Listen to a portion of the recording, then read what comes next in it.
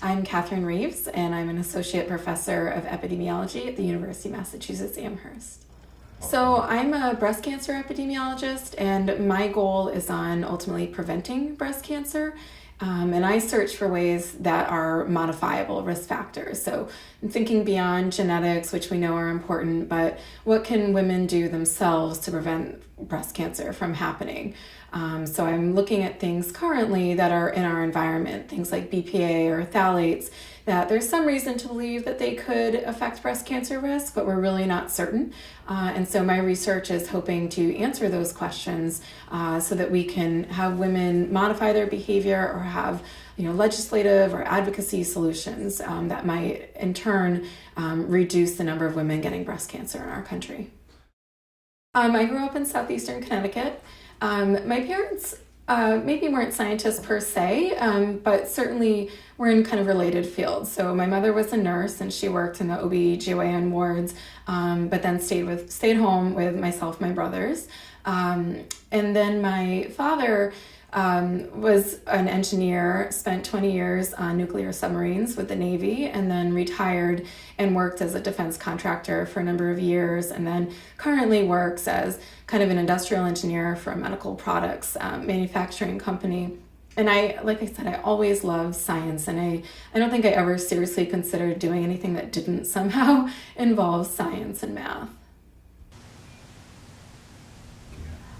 So the types of projects that I'm most interested in now are more looking at kind of environmental factors for breast cancer, but there really aren't human studies out there for a variety of reasons. One is that it's a really tough thing to study. So while we're constantly exposed to these chemicals, our bodies are actually pretty good at getting rid of them.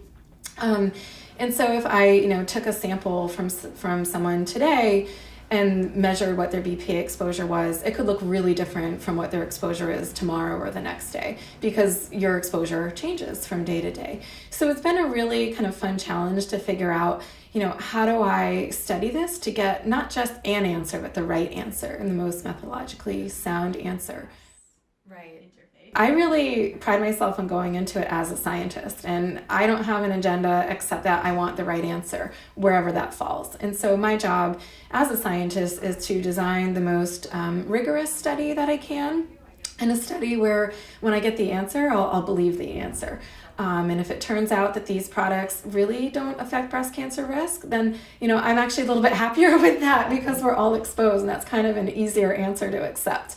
If it turns out that's not the case, then I think it's important to know that, so we can do some things to reduce our exposure or to somehow mitigate the effects of that exposure. I think I could have been a good doctor. I don't think I would have enjoyed it the way that I enjoy this field. I kind of know myself, and I think ultimately I did find the right path. And that's one of the things I really like about my current position, is that I get to teach, and I get to teach undergraduates. And when I was in college, undergraduate epidemiology and public health didn't exist. And so it's really wonderful. It's something that attracted me to UMass Amherst as faculty, was that we do have this great undergraduate program. And it's really fulfilling and just wonderful to work with a lot of these students and expose them to epidemiology at a much younger age than I was, and really get them excited about it.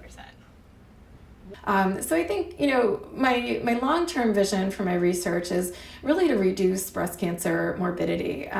Certainly it's a very survivable disease nowadays because of the great work people have done both in early detection and also treatment, and that's really wonderful. But I think most breast cancer survivors would tell you they'd rather not have had the disease at all. As a woman myself and as a mother of two young daughters, I'd really like to see a world where breast cancer is truly, truly a rare condition, and that we're not all affected by it. I think most, if not all of us, could think of someone that we know or someone that we're related to or love very much that has been affected by this disease. And my goal is to really reduce that, and hopefully to do it by finding ways that women themselves can be empowered to reduce their own risk, either by screening or by reducing their exposures to certain things that could increase breast cancer risk.